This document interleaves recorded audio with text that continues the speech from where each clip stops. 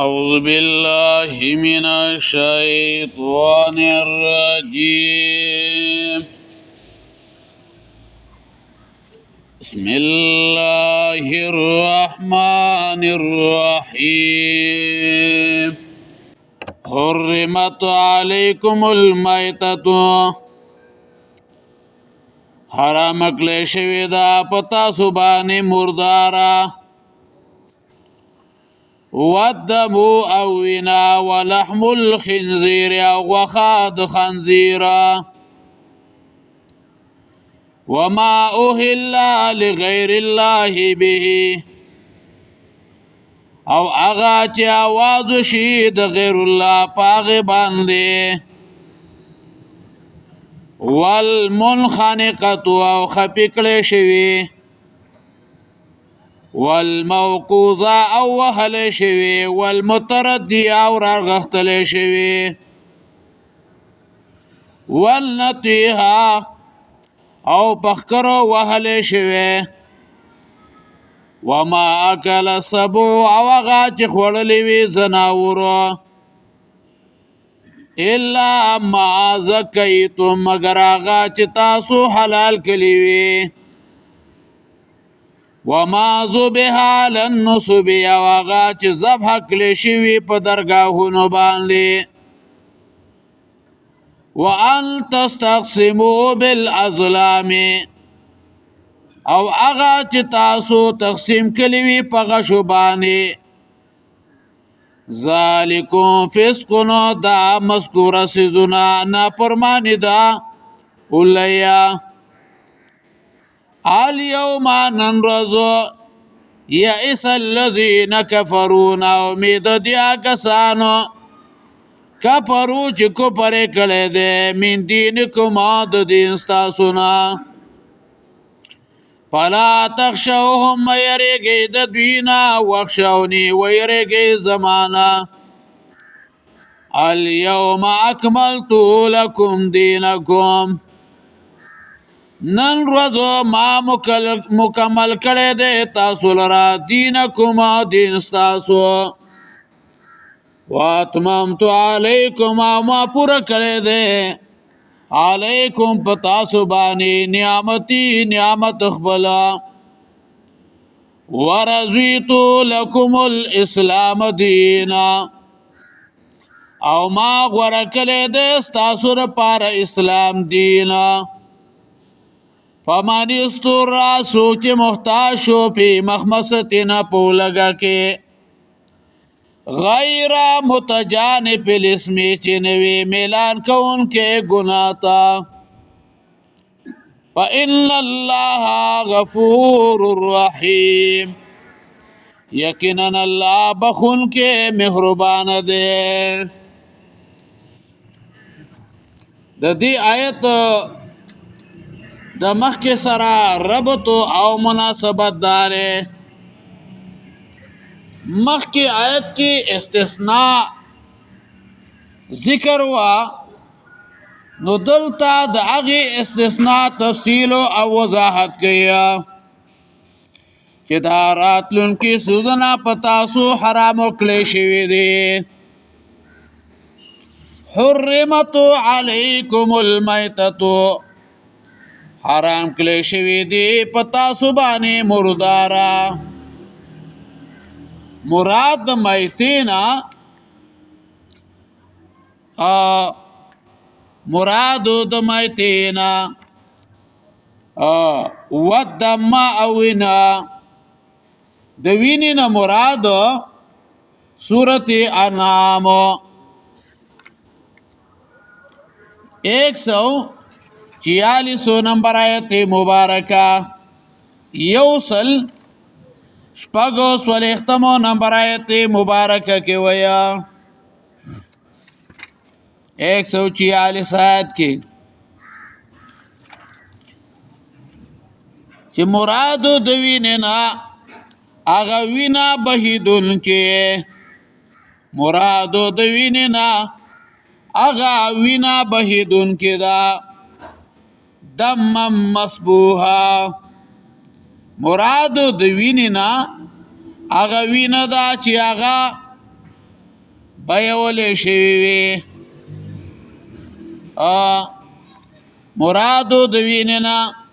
هغه وینه ده چې انسان او څاروی هغه حلال کي او د هغې نه کومه وینه هغه ترې وځي، نو مرادو د وینې نه هغه وینه بهیدونکې ده.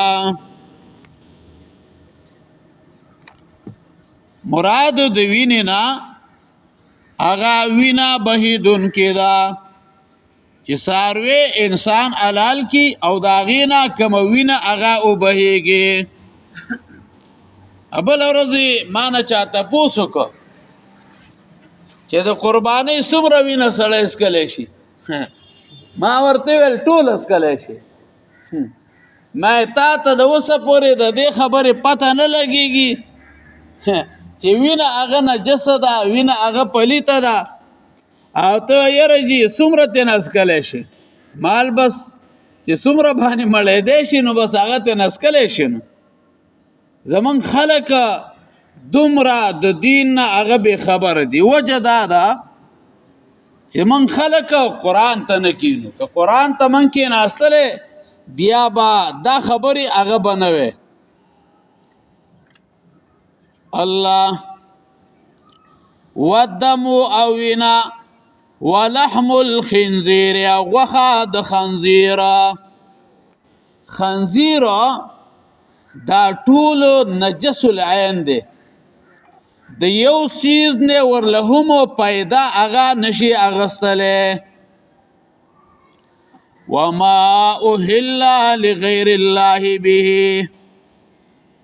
او هغه چې आवाज وشي د غیر الله په هغه باندې. ذالکم فسق نو دا مذکوره څیزونه نافرماني د اولیا. اليوم یئس الذین کفروا من دینکم نن ورځو نا امید دی هغه کسان چې کفر کړی دی من دینکم د دین ستاسو نه. اليوم یئس الذین کفروا من دینکم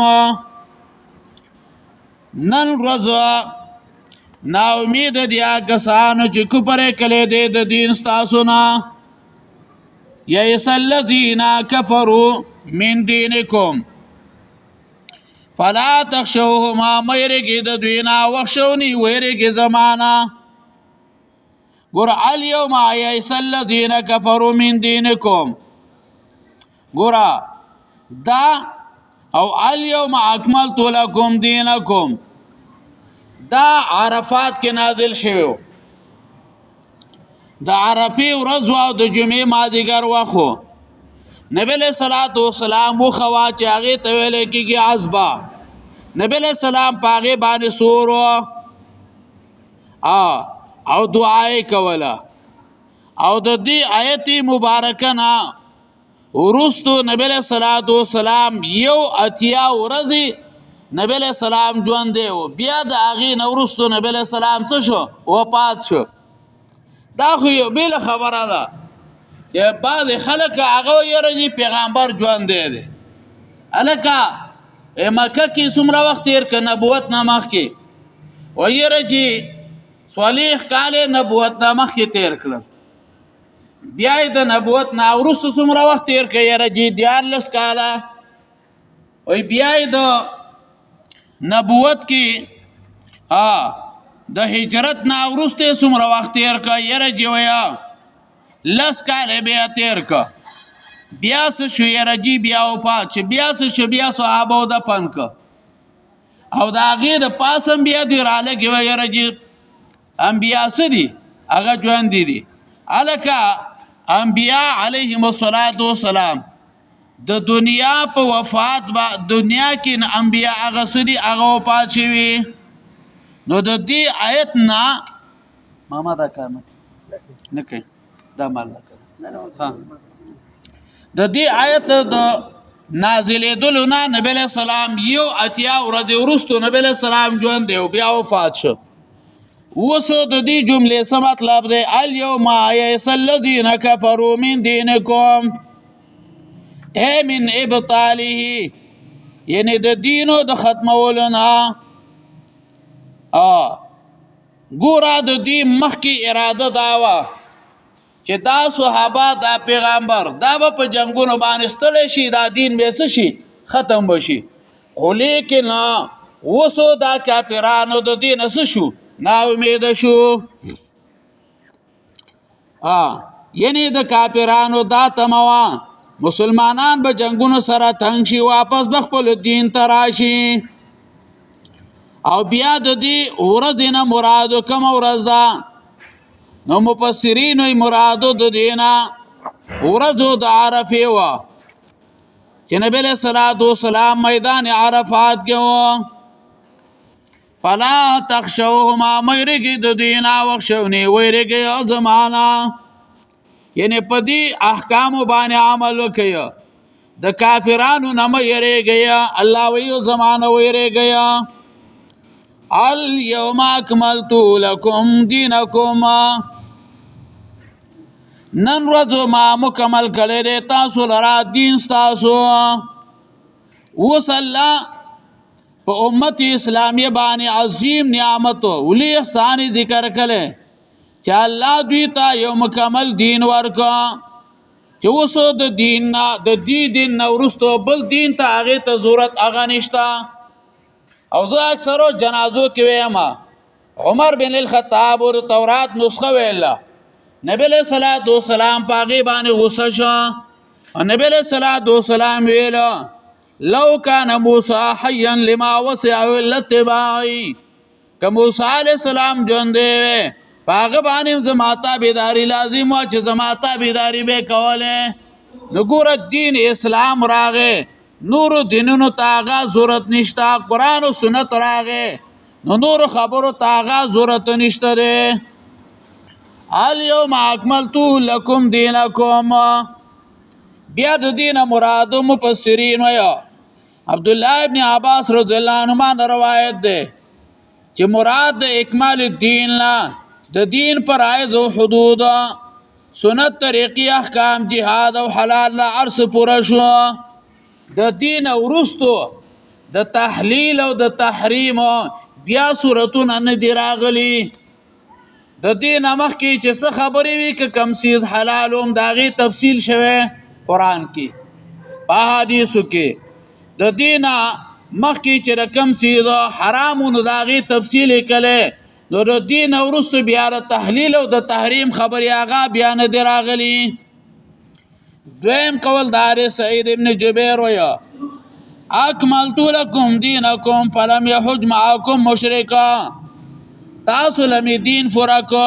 چې هیڅ مشرک با تاسو را په حج کې شریک نشي او درې مطلب وداره ازهرت دینکم وامنتکم من العدو ما تاسو دین ته غلبه ورکړه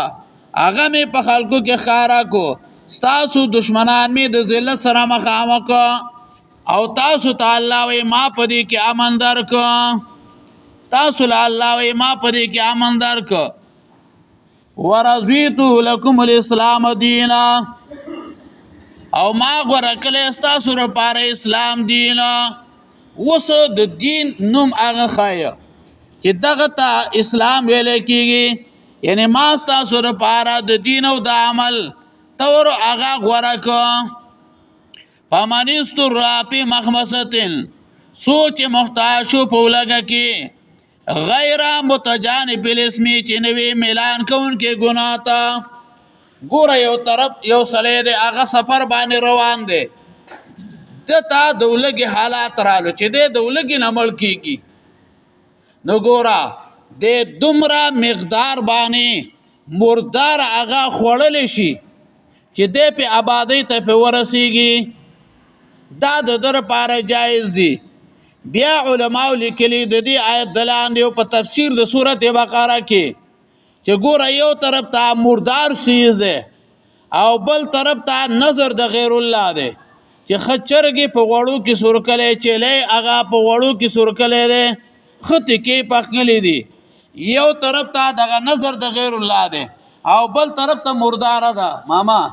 نو دغه مردار به خوري خولي کې نو دغه نظر د غیر الله به بیا هم نه خوري د دې لپاره یعنی دا دومره سخت خبره ده امون غوړي رجی دا خو بابا سے پنو مانه مانخته ده اخه بس پډک ډک باندې وخري په مړه ګېډه باندې ځان برابر کی پی فإن الله غفور رحیم